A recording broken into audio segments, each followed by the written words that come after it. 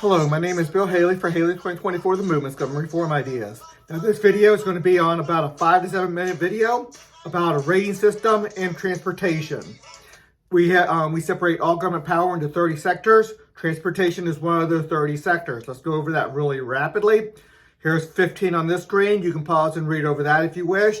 And 15 more. So we're on sector 28 of the 30. And I'm doing a series of just concentrating on rating systems. About a 5 to 7 minute focus on that. So what's the transport sector do? Well, first of all, let's look at this. We have an environmental sector, so that's going to be playing a role. So wherever transportation also obviously deals with environmental concerns. Land and water, that's going to be tied into this too. Where is that division of power? Well, we're going to have the parent sector board up here divide the power and show the lines of distinction. So transportation is going to deal with canals, cars, trains, planes, and the like, trucking and the like. So that's an important sector of the economy. We're going to go very much for enterprise into that. I have a way of making all airports, canals, all that stuff, publicly traded companies to a large degree. Now the airlines stay private, but the airports maybe publicly traded companies. And anyway, that's a different story. How that does a transition. I mostly talked about the road transition to free enterprise, publicly traded companies. And we can go down any pathway you want to for any of these other ones. So anyway, transportation, we have a competitive regulatory agencies doing that. So every road business is going to pick their transportation governance for them. So we have competitive governance. Every road business has about a dozen different transportation regulatory agencies to pick from. Then they govern them. Now, they all have to come together and have some things in common signage and common markings on the road. They have to cooperate with, it's a mandate by society to cooperate between the two roads for intersections and the like. So there's a lot they have to do. Now, free enterprise does not mean free for all. There will be some ground rules about what roads have to do. They have to be public places and the like. We'll go off to the little bit off to the side. That's more of the transportation sector, and I want to stick with the rating system. So all that stuff going on, anytime we have competitive governance, we want independent bodies, not one monopolized body that can that creates a lot of negative effects. You have 12 different rating agencies that rate how they want to rate them.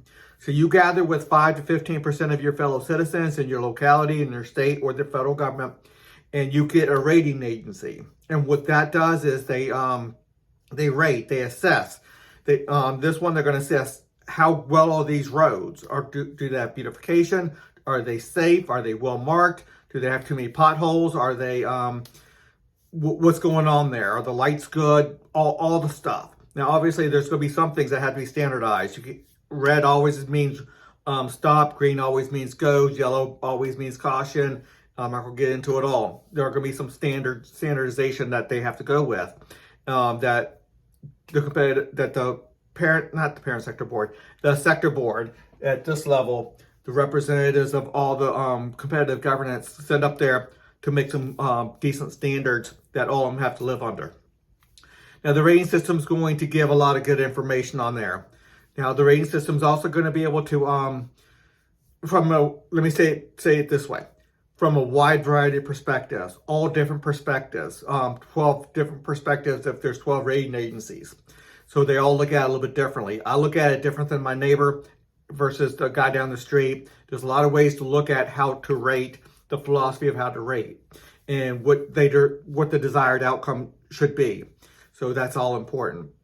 Then the second thing that the rating system does is put rating floors for negative externalities, and that's going to be important. Therefore, they cannot go with such low standards that it creates negative externalities.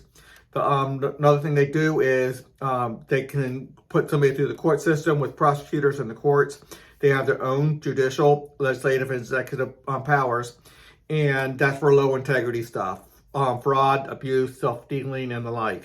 So when that happens, the rating system can come in and put them through the law system, which I have a competitive legal system, competitive courts, competitive prisons, competitive law enforcement, all this stuff, all with good standards, with really good oversight.